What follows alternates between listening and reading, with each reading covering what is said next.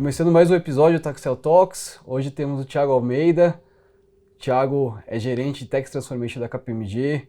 Thiago, muito obrigado por ter aceito o convite e bem-vindo ao nosso podcast Taxel Talks. Opa, e aí Pedro, tudo bem? Eu que agradeço aí o convite, Pedro, e todo o time de Taxel. Legal. Thiago, fala um pouquinho da sua jornada profissional.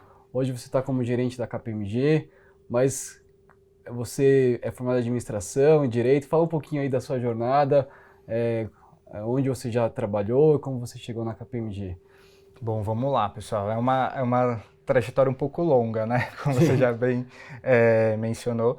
Eu trabalho na área de tax há mais de 10 anos, né? Então, nesse período a gente viu ali, a gente até estava conversando um pouquinho aqui antes no café, a gente viu bastante a transformação da área como um todo, Sim. né? Antes mesmo de existir o conceito de tax transformation, digamos assim.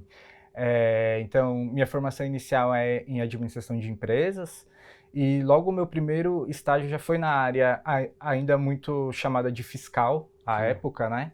Em que eu trabalhava na área de compliance, né, de apuração ali de tributos, geração de obrigações acessórias, arquivamento de GNRE, porque assim, já existia SPED na época, né, acho que era um dos primeiros anos de implementação da FD Contribuições, né, e aí foi meu pontapé inicial na área.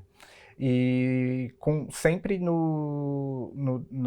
indústria, né? Então acho que esse também foi um diferencial. Então acho que os meus 5 primeiros anos de carreira eu trabalhei na indústria, foi na indústria de tintas, depois na indústria alimentícia, e eu fui fazendo uma virada.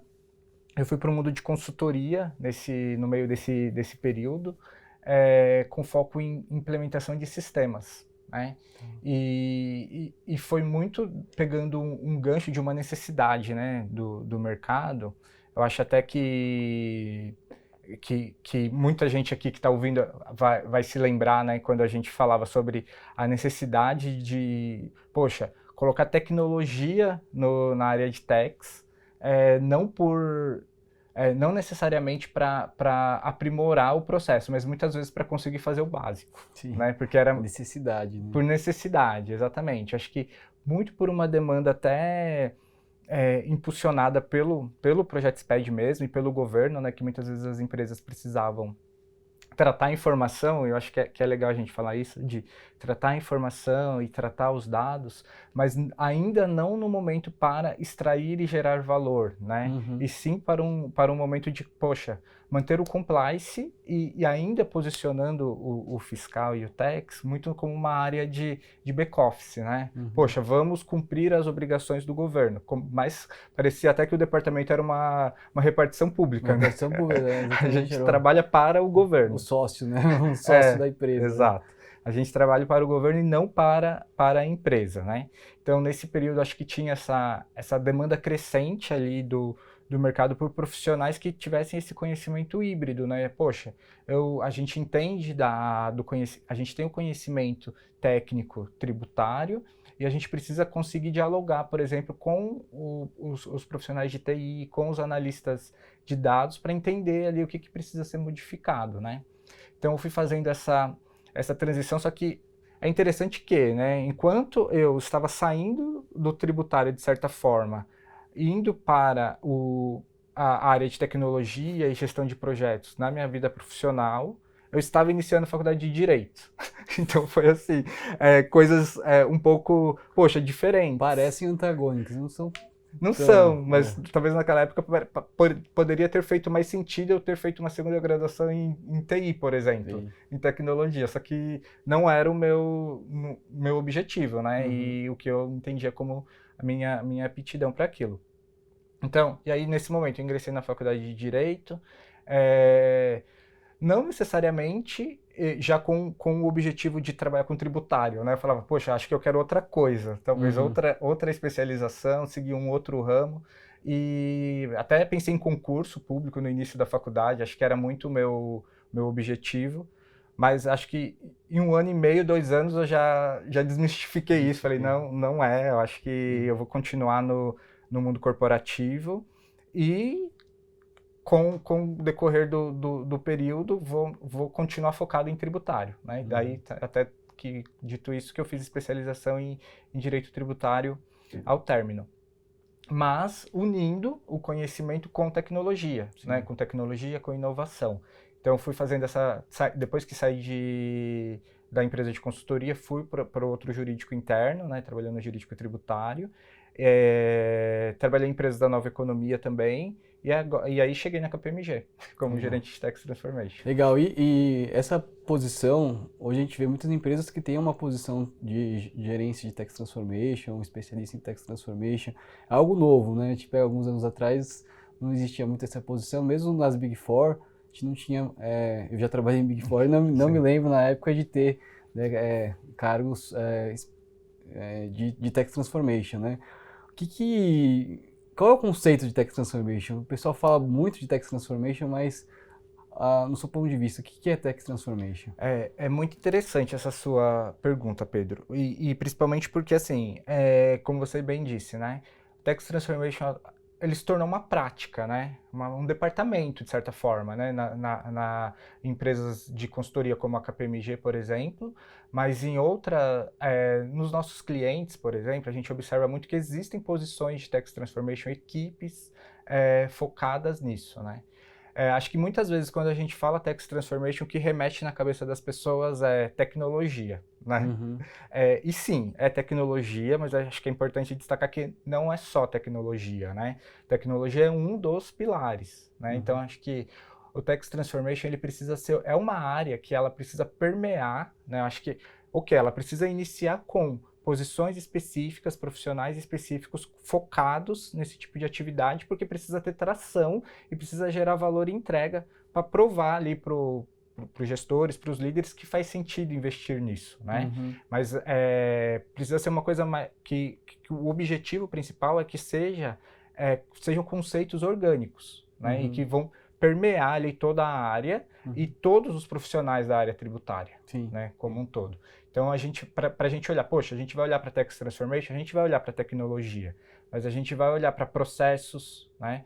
A gente vai olhar para governança e, principalmente, a gente vai olhar para que a gente tenha uma área tributária parceira do negócio mesmo. Acho que muitas vezes parece um pouco clichê, né? Muita gente falando, poxa, Tax como business partner. Vem sendo muito falado, mas isso é uma demanda do negócio, né? Quando a gente olha para as estruturas organizacionais das empresas, independentemente do porte, independentemente do faturamento, cada vez mais a gente observa estruturas mais descentralizadas, mesmo em empresas mais tradicionais, né? Acho que por vários motivos. A gente pode pegar um aqui que é do conceito por exemplo, no pós-pandemia, com o trabalho remoto, com o trabalho híbrido, né? A ansiedade das pessoas na vida pessoal que reflete na vida profissional, né? Então, poxa, a gente precisa resolver isso rápido, eu preciso ir embora e ter a sensação, ou ir embora, ou me desconectar e ter a sensação que eu terminei algo, né? Que eu tomei uma decisão ágil hoje, né? E para isso a gente precisa ter essas questões envolvidas e bem definidas dentro da empresa. Então, o Tax Transformation ele é, né, de certa forma, um caminho, uma jornada para a mudança de mentalidade de todos os profissionais e a forma como o fiscal, o tributário ou o tax é percebido dentro das empresas. Né? Para que a gente, acho que, principalmente, né, acho que a gente já vê esse movimento, ele está cada vez mais latente, mas eu não consigo aqui dizer um número, né? A gente poderia fazer uma pesquisa até, entender, poxa, qual é o percentual agora das áreas de tax em que elas são envolvidas desde o começo no projeto. Então, hoje, a demanda das empresas, e a gente vê isso muito nos nossos clientes, os profissionais de tax eles estarem sentados à mesa com o time de compras, com o time comercial, com a área de inovação, tomando decisão junto em tempo real. Né? Não tem mais, vou fazer uma consulta para a área tributária e daqui a 15 dias eu vou te responder.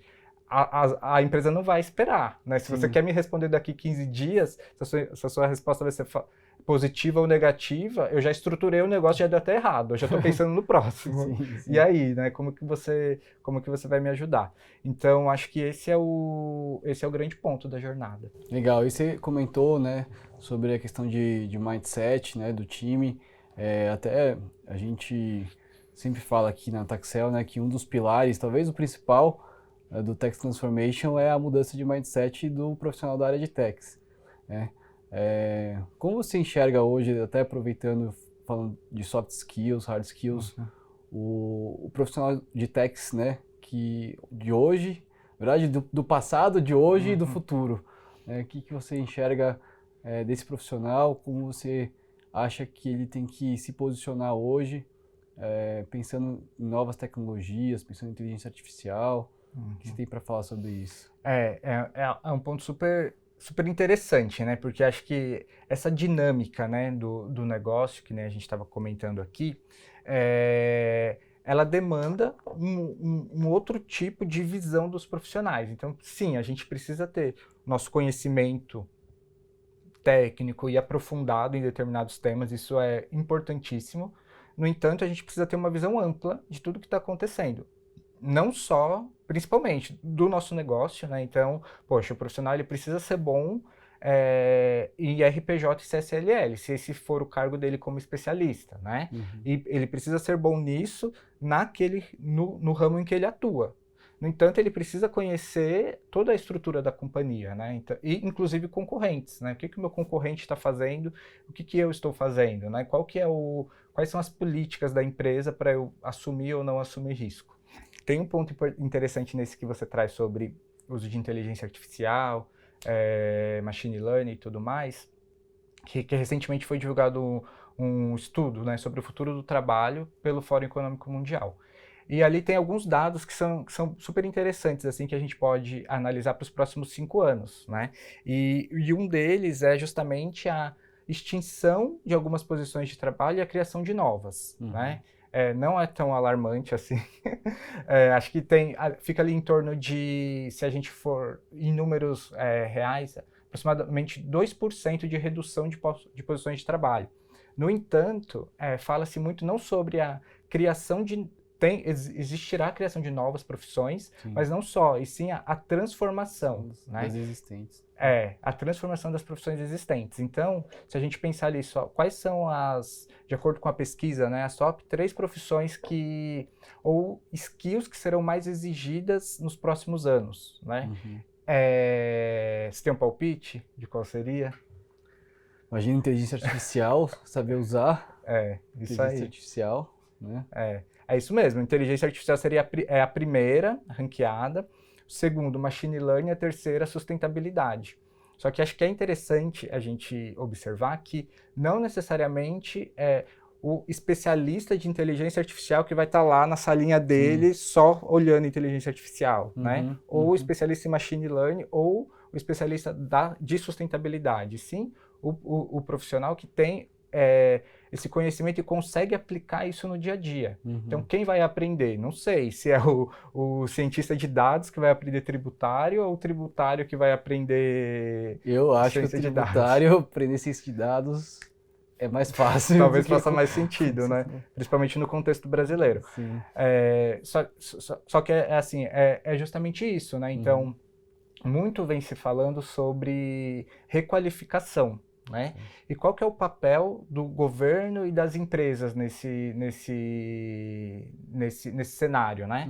E quando a gente fala em empresas, a empresa como a instituição, né, uma pessoa jurídica, mas também da liderança, né, que impulsionar e propiciar um ambiente em que o profissional ele vai se requalificar, né? Ele vai reaprender. Se a gente pegar um exemplo da área tributária, agora com a reforma tributária. A gente tem profissionais hoje no mercado que são especialistas em determinados tributos que trabalham com isso há 30 anos, 20 anos, né?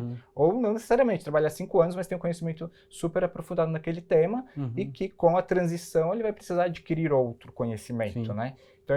Então, o hard skill, que é o conhecimento técnico, também está em transformação, né? Então, acho que isso é importante, mas o que faz com que a gente tenha essa habilidade de transformar? É justamente soft skills. Então, poxa, a gente entender, né? Acho que até para a gente equalizar um pouquinho aqui o conceito, né? Quando a gente fala soft skills, a gente está falando muito de habilidades que são intangíveis, né? Então, como por exemplo, inteligência emocional, comunicação, mas comunicação por um viés uma escuta ativa, de um feedback, de ouvir não só o cliente, mas ouvir os seus pares, né? Ouvir entender o que está acontecendo no mundo externo ali ao seu, como se fosse uma SWOT, né? Externo ao seu ambiente de trabalho e conseguir aplicar.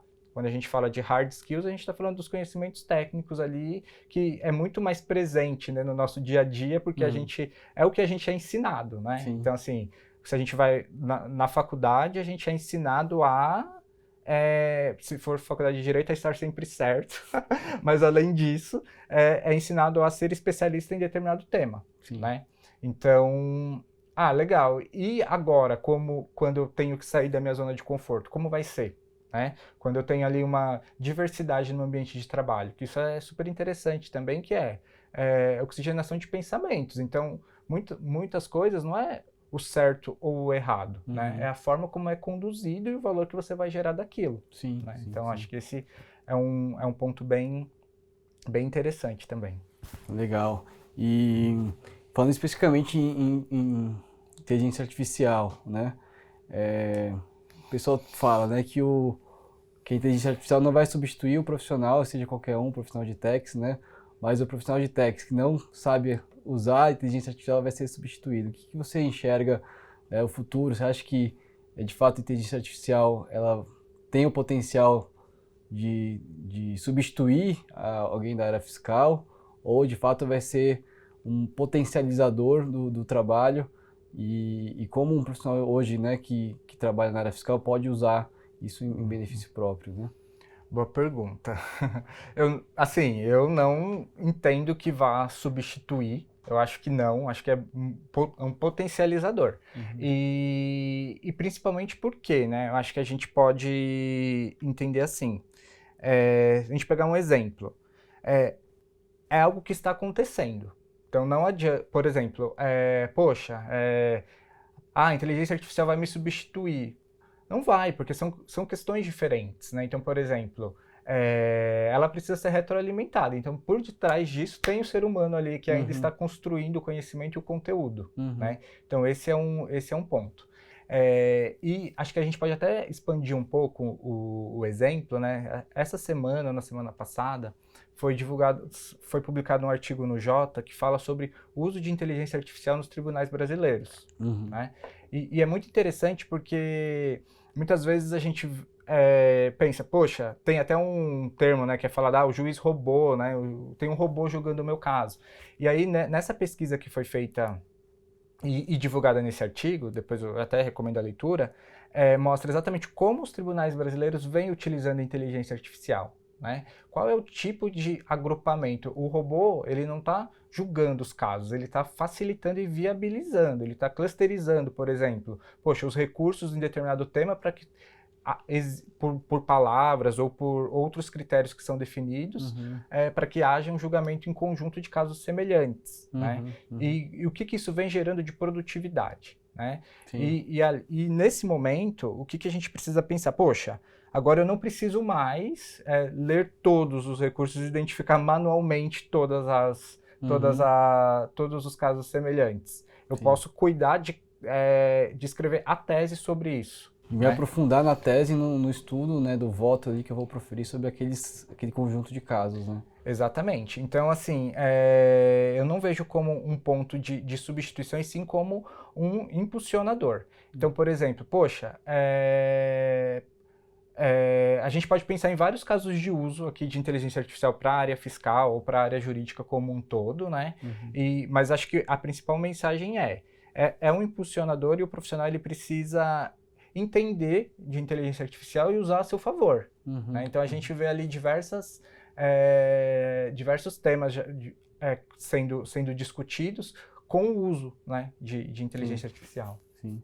Legal. Você, na sua prática, você já chegou... Você tem algum exemplo de que você possa, né, falar de cases ali na área fiscal que usam inteligência artificial, que já estão usando, ou você acha que ainda é muito embrionário, o pessoal ainda está conhecendo? Eu acho que a galera ainda tá conhecendo e tá pegando confiança, né? Acho que Sim. tem o tradicionalismo, né, da nossa profissão, então muitas vezes, atualmente o que eu vejo muito acontecendo é a galera fazendo o comparativo. Ah, eu sei fazer isso, como o ChatGPT responderia, né? Ou Uhum. como a inteligência artificial responderia. Então a galera ainda vai muito no viés de, eu tô testando, Testando para ver se fazer uma consulta de um tema de legislação de jurisprudência. Eu vou jogar lá no Bard, ou no ChatGPT, isso. ou no Bing, ver o que me responde.